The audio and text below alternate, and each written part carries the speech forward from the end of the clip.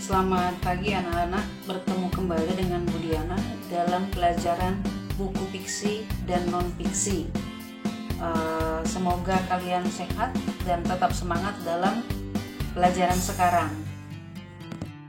Dalam buku fiksi dan non-fiksi ini, yang akan kita pelajari adalah yang pertama, pengertian buku fiksi dan non-fiksi, ciri-ciri buku fiksi dan non-fiksi, jenis-jenis buku fiksi dan non-fiksi, unsur-unsur dalam buku fiksi, dan unsur-unsur dalam buku non-fiksi. Pengertian buku fiksi dan non-fiksi. Yang pertama adalah buku fiksi. Buku fiksi adalah buku yang berisi cerita dan bersifat imajinatif. Fiksi itu kan seperti yang pernah Ibu sampaikan adalah hayalan atau imajinasi. Buku ini tidak membutuhkan pengamatan dalam pembuatannya, dan terkadang isinya tidak perlu dipertanggungjawabkan secara faktual. Contoh buku fiksi biasanya adalah cerpen, novel, puisi, dongeng, dan yang lain sebagainya. Lalu yang kedua adalah pengertian buku non-fiksi. Buku non-fiksi adalah non berarti tidak, fiksi berarti hayalan. Berarti buku yang bukan hayalan atau buku ilmiah. Buku non-fiksi adalah buku yang berisi kejadian sebenarnya. Buku ini berisi informasi yang bermanfaat bagi pembaca, dapat memperkaya wawasan pembaca, pengetahuan, dan pengalaman pembaca. Contohnya adalah laporan ilmiah, buku pelajaran juga bisa, jurnal juga bisa, esai, dan kritik juga masuk dalam buku non-fiksi.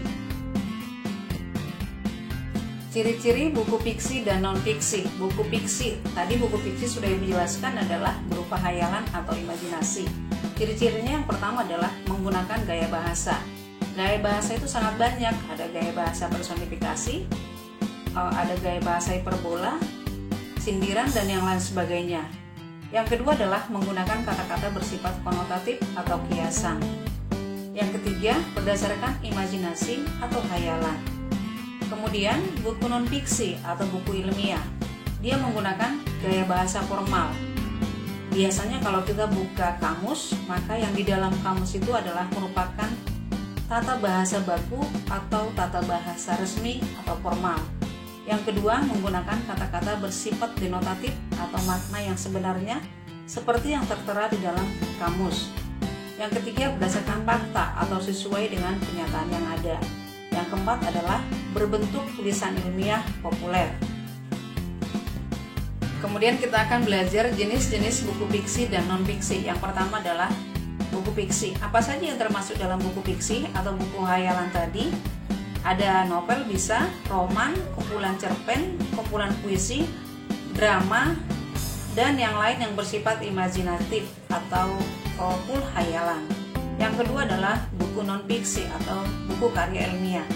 Bisa buku non-fiksi pengetahuan, buku pengayaan keterampilan, juga bisa merupakan buku pengayaan kepribadian, juga bisa masuk di sana biografi, literatur, buku motivasi, dan buku pendamping lainnya. Kemudian kita akan masuk dalam unsur-unsur buku non-fiksi. Biasanya kalau non-fiksi itu dia kan karena merupakan buku karya ilmiah, maka unsur-unsurnya itu yang pertama adalah sampul buku atau cover buku, kemudian ada kata pengantar, ada daftar isi, kemudian ada isi buku, daftar pustaka, glosarium, dan indeks. Yang terakhir kita akan belajar unsur-unsur buku fiksi. Ada dua, seperti yang sering kita pelajari. Yang pertama adalah unsur intrinsik dan unsur ekstrinsik. Kalau unsur intrinsik berarti unsur yang berasal dari dalam cerita tersebut. Ketika kita bisa membaca cerita, baru kita bisa menemukan unsur intrinsiknya. Yang pertama adalah tema. Tema adalah inti masalah dalam cerita tersebut. Kemudian amanat atau pesan yang disampaikan oleh pengarang kepada pembaca di dalam cerita tersebut. Kemudian ada tokoh dan penokohan atau sering disebut dengan karakter atau watak. Kemudian ada sudut pandang, latar. Latar itu bisa latar tempat, latar waktu, dan latar suasana.